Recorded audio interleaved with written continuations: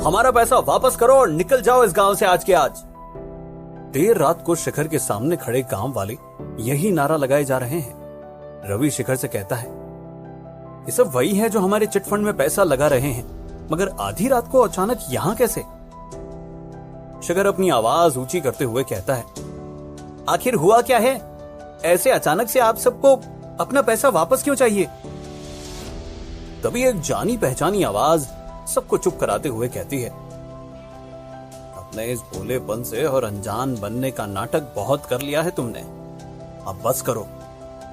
शिखर देखता है तो सरपंच भी उसके सामने आ खड़ा होता है और कहता है, हमसे पूछ रहे हो क्या हुआ?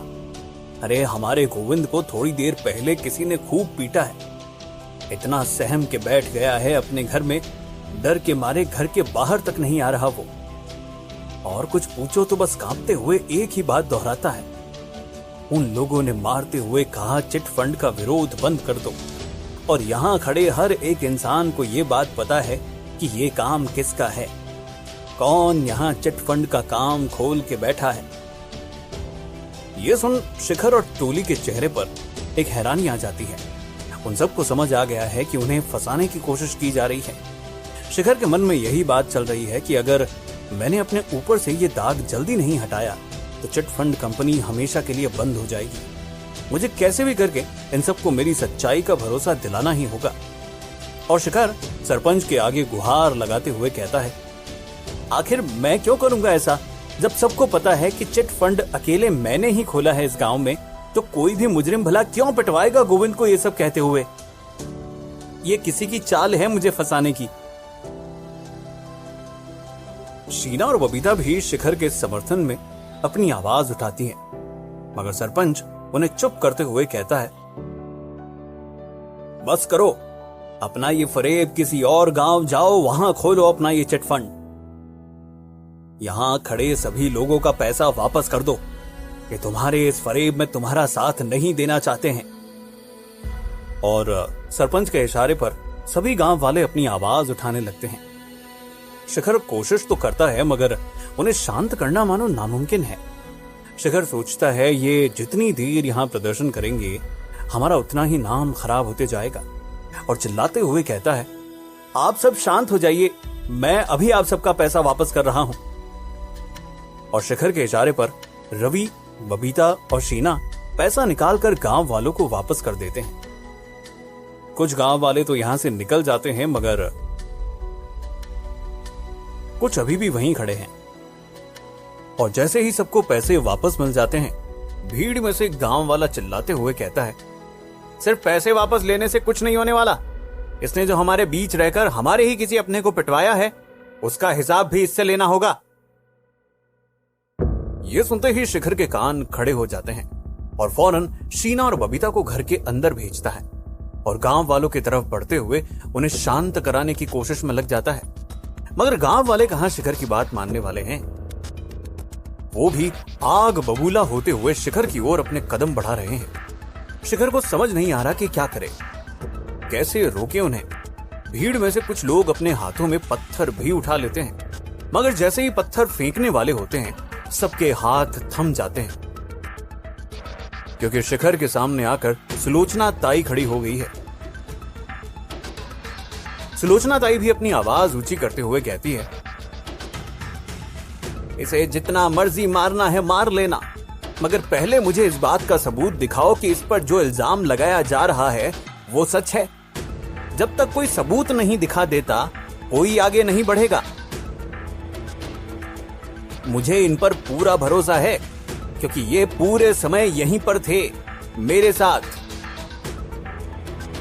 सरपंच भी पलटकर कहता है, इससे कुछ साबित नहीं होता, क्या पता किसी को पैसे दिए हो इन्होंने पिटवाने को, और ये काम कोई और भला क्यों करेगा। सुलोचना ताई सरपंच और गांव वालों की आंखों में आंखें डाले कहती है, ये सबको पता है गोविंद कैसा गरम दिमाग का है, लड़ लिया होगा किसी से और अब बदला निकालने के लिए शिखर की आड़ में पिटवा दिया होगा उसे।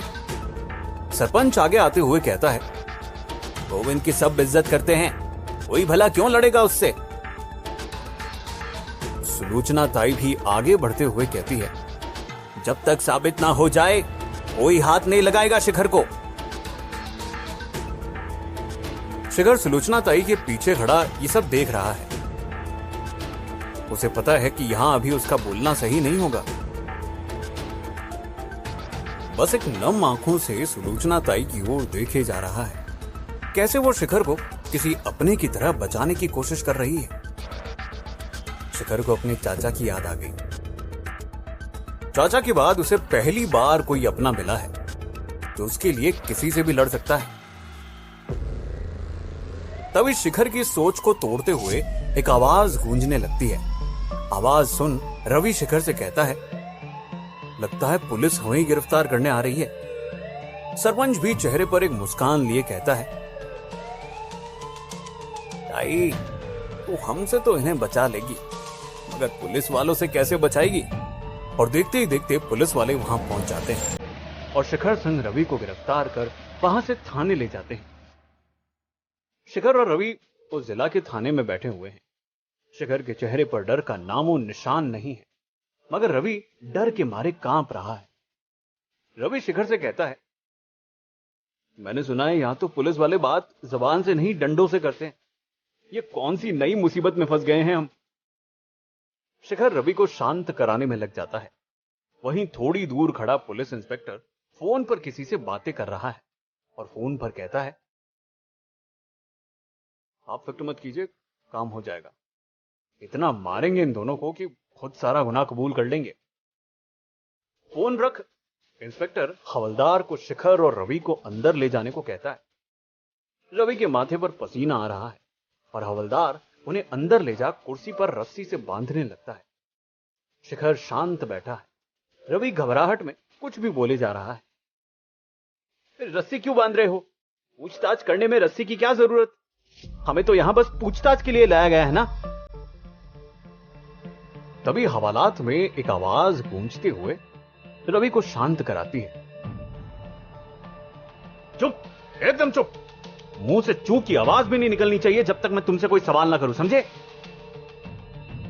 शिखर देखता है तो इंस्पेक्टर एक मोटा डंडा हाथ में लिए उसके तरफ ही बढ़ रहा है।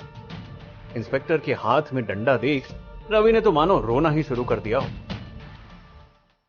शिखर के सामने आकर इंस्पेक्टर खड़ा हो जाता है और आगे झुकते हुए कहता है, गुनाह कबूल ले। शिखर पलटकर बिना डरे कहता है, बिना पूछताछ के गुनाह कबूल करने को कह रहे हो? आखिर कितना पैसा खिलाया गया है तुम्हें? ये सुन वहां खड़े सभी के होश ही उड़ गए हो। इंस्पेक्टर की आंखें गुस्से से लाल हो गई हैं और वो डंडा उठाता ही है शिखर को मारने को, मगर शिखर बिना पलके झपकाए इंस्पेक्टर की आंखों में आंखें डाले कहता है, इतनी जल्दबाजी मत करो, तुम्हें बस कुछ ही देर में एक फोन आने वाला होगा और अगर तुमने हमें हाथ लगाने की जरूरत भी की, पूरी जिंदगी अपनी इस हरकत पर पछताते रहोगे। इंस्पेक्टर हंसते हुए कहता है, हिम्मत तो देखो इसकी, मुझे फोन आएगा। इंस्पेक्टर अपना फोन निकालकर शिखर के सामने फोन बंद कर देता है और कहता है, अब तो नहीं आएगा फोन, कोई नहीं बचा सकता तुझे आज। और इंस्पेक्टर रवि की ओर मुड़ते हुए, तेरा दोस्त तो काफी हिम्मत वाला लगता है, डर ही नहीं है उसकी आंखों में। मुझे नहीं लगता इससे मार के कुछ होगा। और रवि के करीब आते हुए कहता है,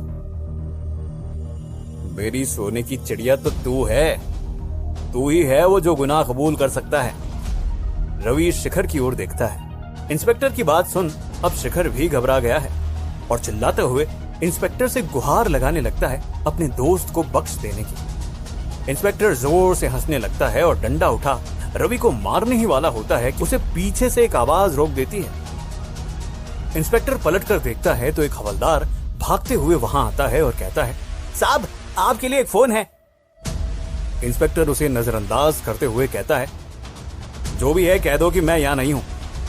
हवलदार हांफते हुए कहता है, मुख्यमंत्री जी का फोन है, पूरे थाने में सभी को सस्पेंड करने की बात कर रहे हैं मंत्री जी।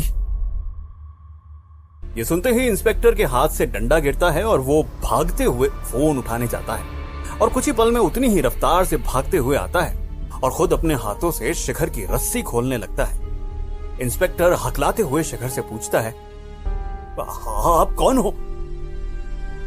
शिखर उसे पलटकर कोई जवाब नहीं देता।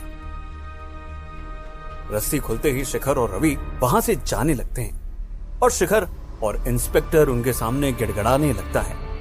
शिखर और रवि जैसे ही थाने से निकल रहे होते हैं, वहां सरपंच आता है और उन्हें यहां से जाते देख हैरान रह जाता है। सरपंच अंदर जाकर इंस्पेक्टर से पूछता है तो इंस्पेक्टर पलटकर उसे यही कहता है कि ये जो दिख रहे हैं असल में वो है ही नहीं, कोई और ही है ये आदमी। ये सुन सरपंच भी अचरज में पड़ जाता है। क्या मतलब? आखिर कौन है ये दोनों? शिखर और रवि वापस घर आते हैं। शिखर जैसे ही घर में प्रवेश करता है, शीना उसे देख भागते हुए आकर उसके गले लग जाती है। शीना की आंखों में आंसू है। शिखर उसे शांत करते हुए कहता है, चिंता की कोई बात नहीं है, अब बबीता ने सही समय पर हमारी जान बचा ली। रवि हैरान हो पूछता है, बबीता ने? कैसे? शिखर कहता है, पुलिस स्टेशन में हमारे साथ जैसा बर्ताव किया जा रहा था वो देखकर मैं समझ गया था कि यहां हम पर जबरदस्ती इल्जाम कबूल कराने लाया गया है और तुरंत मैंने बबीता को एक संदेश भेजा। बबीता आगे आते हुए कहती है, मंत्री जी को थोड़े ज्यादा पैसे खिलाने पड़े मगर आखिरकार वो मान ही गए। थोड़ी देर सब बैठकर विचार करने लगते हैं कि अब आगे क्या किया जाए। शिखर कहता है, भले ही हम पर इल्जाम सही साबित ना हो मगर जो भी हुआ उस वजह से गांव वालों की नजरों में हम गुनहगार बन चुके हैं और अब हम कुछ नहीं कर सकते अपने आप को बेगुनाह साबित करने को। जो भी हुआ उसके बाद ना ही गोविंद से बात कर सकते हैं और ना ही गांव वाले हमारे किसी बात पर भरोसा करेंगे। रवि खड़े होते हुए पूछता है, अब करे तो करे क्या? कोई रास्ता नहीं है हमारे पास, कैसे हटाए इस इल्जाम को हमारे सर से? शिखर सर झुकाते हुए कहता है, बस एक ही काम कर सकते हैं हम। शीना शिखर की ओर मुड़ते हुए पूछती है, वो क्या? शिखर धीमी सी आवाज में जवाब देता है, हम अपना पूरा ध्यान अब से चिट फंड का प्रचार करने में लगाएं, क्योंकि कितना भी कोशिश कर ले कोई भी हमारी बात नहीं मानने वाला। गांव वाले किसी अपने पर ही भरोसा करेंगे। सब शिखर की बात से सहमति जताते हैं। शिखर सुलोचना ताई की मदद से एक मजदूर को बुलाता है और उसे कहता है, कल सुबह तक गांव के चप्पे चप्पे पर जहां भी पोस्टर लगाए जा सकते हैं वहां हमारे पोस्टर लगवा दो।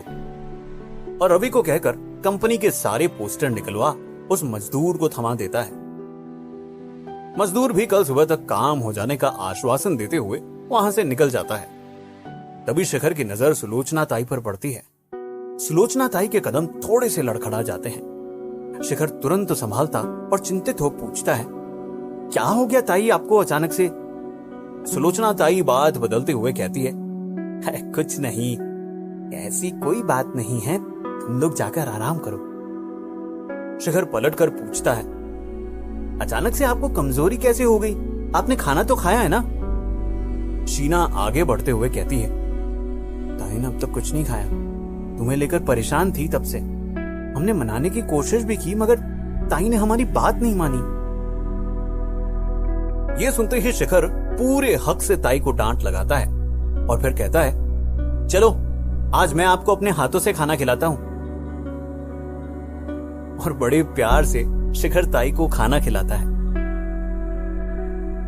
रात भर शिखर और टोली ताई से बातें करते हैं और कब एक एक कर सबकी आंखें लग गई किसी को पता भी नहीं चलता। अगले दिन सुबह सबकी आंखें खुलती हैं। टोली मिलकर यह फैसला लेती है कि बाहर चल हमारी कंपनी के लगे पोस्टर दिखाते हैं। मगर जैसे ही बाहर निकल पोस्टर देखते हैं उनके चेहरे से सारी हंसी गायब हो जाती है, क्योंकि पोस्टर तो लगा हुआ है मगर किसी और चिटफंड कंपनी का। आखिर किसकी है ये चिटफंड कंपनी? क्या होगा शिखर का अगला कदम?